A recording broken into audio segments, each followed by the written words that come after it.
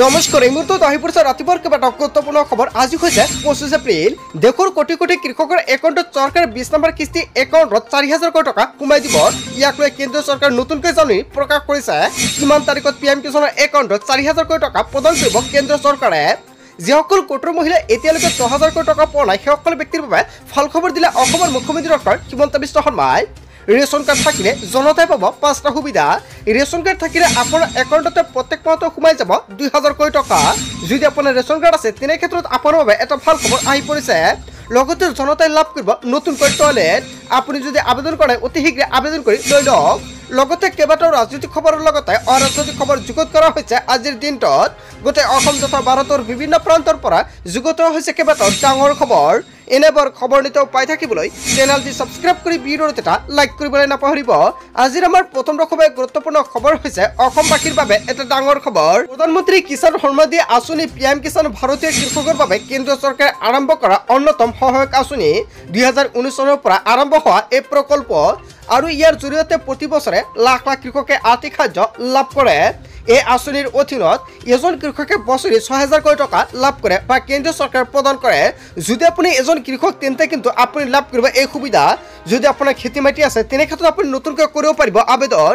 আপুনি কেনেকৈ আবেদন কৰিব, কি কি নথি পত্ৰৰ প্ৰয়োজন হ'ব, যদি আপুনি নাজানে নিশ্চয় কমেণ্ট কৰি জনাব পাৰে। আপোনালোকক সম্পূৰ্ণকৈ সহায় কৰা হ'ব। যিটো তেওঁলোকৰ বেংক একাউণ্ট 3টা কিস্তিত দিয়া হয় আৰু প্ৰত্যেক বছৰতে চৰকাৰে 3টা কিস্তিৰ জৰিয়তে আপোনাক প্ৰদান কৰে। ইতিমধ্যে দেশৰ কৃষকে লাভ কৰিছে 19 নম্বৰ কিস্তি। আপোনাৰ একাউণ্টত 19 নম্বৰ কিস্তি আপুনি লাভ কৰিছে নে নাই? যদি আপুনি পোৱা নাই তেনে ক্ষেত্ৰত নিশ্চয় কমেণ্ট কৰি জনাই দিব। আপোনাৰ একাউণ্টত চৰকাৰে 20 নম্বৰ কিস্তিৰ লগতে 4,000 কোটি টকা সোমাই দিব। তাৰ আগতে কৰিব লাগিব কেইবাটাও গুৰুত্বপূৰ্ণ কাম।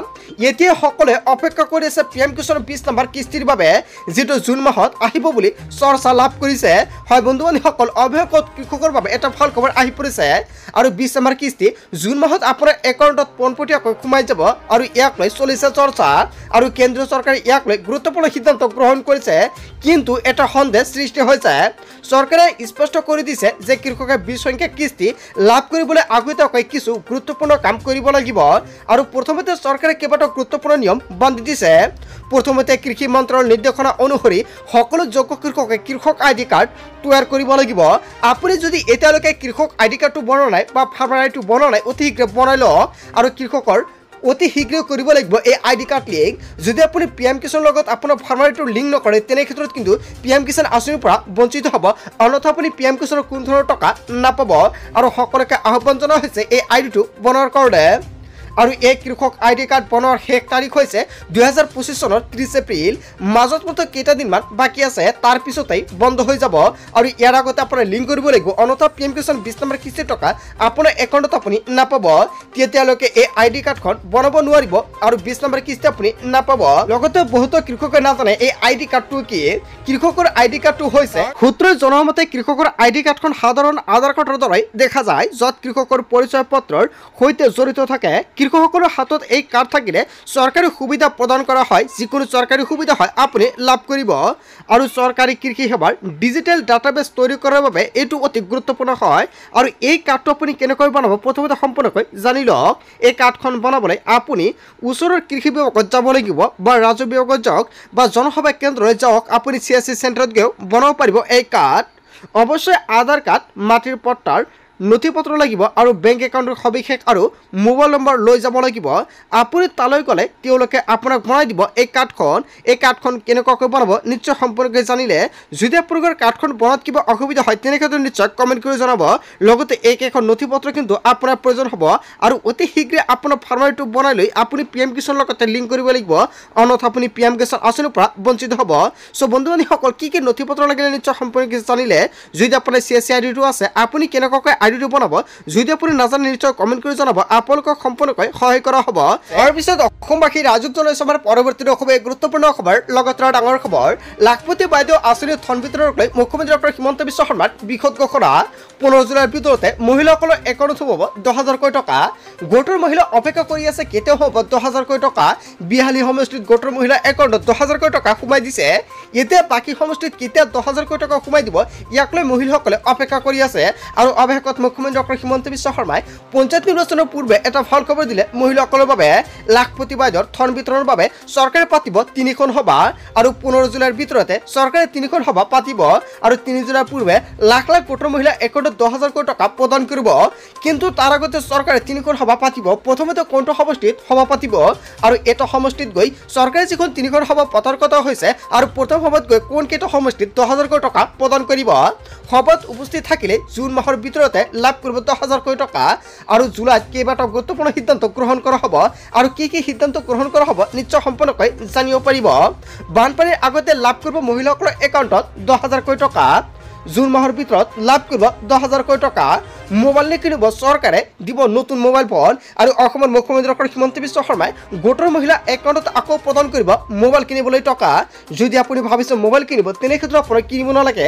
চৰকাৰে আপোনাক মোবাইল কিনিবলৈ টকা প্ৰদান কৰিব স্বামীৰ ব্যৱসায়ত খৰচ কৰক গোটৰ 10,000 কোটি টকা গাহৰি বা গৰু পালন কৰক ব্যৱসায়ত উন্নতি হ'লে লাভ কৰিব 25,000 পৰা 50,000 কোটি টকা লাখপতি বাইদেউ আঁচনিৰ ধন বিতৰণক লৈ অসমৰ মুখ্যমন্ত্ৰী ডক্টৰ হিমন্ত বিশ্ব শৰ্মাই কেইবাটাও গুৰুত্বপূৰ্ণ মন্তব্য কৰিছে তাৰপিছত অসমবাসী ৰাজক জনাইছে আমাৰ পৰৱৰ্তী খুবেই গুৰুত্বপূৰ্ণ খবৰ লগতে ডাঙৰ খবৰ অৰুণোদয় লাভ নকৰা লাখ লাখ মহিলাৰ বাবে এটা ভাল খবৰ আহি পৰিছে অৰুণোদয় ধন নোপোৱা মহিলাসকলে এতিয়া নাম লিখি দিয়ক কাগজত 40 লাখ মহিলাই নতুনকৈ লাভ কৰিব অৰুণোদয় আঁচনি অসমত নতুনকৈ আকৌ বিতৰণ কৰা হ'ব অৰুণোদয় আঁচনিৰ প্ৰপত্ৰ ইয়াৰ অসমৰ মুখ্যমন্ত্ৰী ডক্টৰ হিমন্ত বিশ্ব শৰ্মাই পঞ্চায়ত নিৰ্বাচনৰ পূৰ্বে ভাল খবৰ দিছে পঞ্চায়ত নিৰ্বাচনৰ পিছতে লাভ কৰিব 40 লাখ মহিলাই অৰুণোদয় ধন ৰাখি যদি অৰুণোদয় তালিকাৰ পৰা আপোনাৰ নামটো কৰ্তন কৰা হৈছে তেনে ক্ষেত্ৰত আপুনি নতুনকৈ কৰিব পাৰিব আবেদন বা যদি এতিয়ালৈকে আপোনাৰ নামটো অৰুণোদয় আঁচনিত অন্তৰ্ভুক্ত কৰিব পৰা নাই তেনে ক্ষেত্ৰতো আপুনি নতুনকৈ আবেদন কৰিব পাৰিব জুন মাহত নতুনকৈ লাখ লাখ লোকে লাভ কৰিব অৰুণোদয়ৰ ধন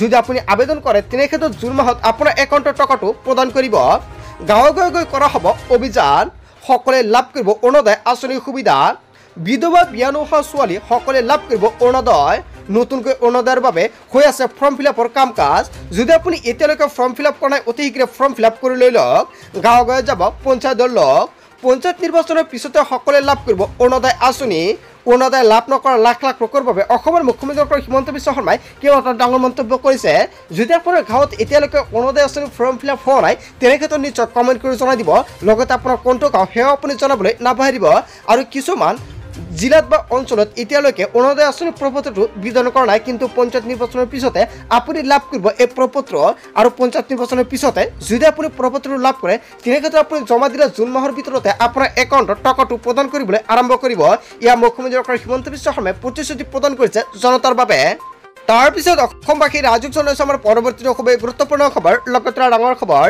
ৰাজ্যজুৰি প্ৰচণ্ড বৰষুণ বানপানী ধুমুহা শিলাবৃষ্টিৰ ফলত হাহাকাৰ পৰিস্থিতিৰ সৃষ্টি হৈছে জৰুৰী কাম নাথাকিলে ঘৰৰ পৰা নোলাব বাহিৰলৈ চাৰ্জি ৰাখক আপোনাৰ মোবাইল ফোন আগন্তুক 3 ঘণ্টাত আহিব পাৰে প্ৰচণ্ড ধুমুহা আৰু বৰষুণ আপোনাৰ জিলা বা অঞ্চলত বৰষুণ আহিছে নেকি বা যোৱা ৰাতি বৰষুণ হৈছিল নেকি ঠায়ে ঠায়ে মুষলধাৰ বৰষুণ মহানগৰীত কৃত্ৰিম বানপানীৰ সৃষ্টি হৈছে ব্যাহত হৈ পৰিছে যাতায়াত ব্যৱস্থা বতৰ বিজ্ঞান কেন্দ্ৰই জাৰি কৰিছে ইয়াক লৈ এলাৰ্ট সো বন্ধু বান্ধৱীসকল আপোনাৰ জিলা বা অঞ্চলত আজিৰ দিনটোত কেনেকুৱা পৰিস্থিতি নিশ্চয় কমেণ্ট কৰি জনাবলৈ নাপাহৰিব লগতে আজিৰ ভিডিঅ'টো সকলোৱে বেছি বেছিকৈ শ্বেয়াৰ কৰি দিব গোটেই অসম তথা ভাৰতৰ বিভিন্ন প্ৰান্তৰ পৰা যুগত হৈছে কেইবাটাও ডাঙৰ খবৰ এনেবোৰ খবৰ নিতৌ পাই থাকিবলৈ চেনেলটি ছাবস্ক্ৰাইব কৰি ভিডিঅ'ত এটা লাইক কৰিবলৈ নাপাহৰিব সো থ্যাংক ইউ ফৰ ৱাচিং ফুল ভিডিঅ'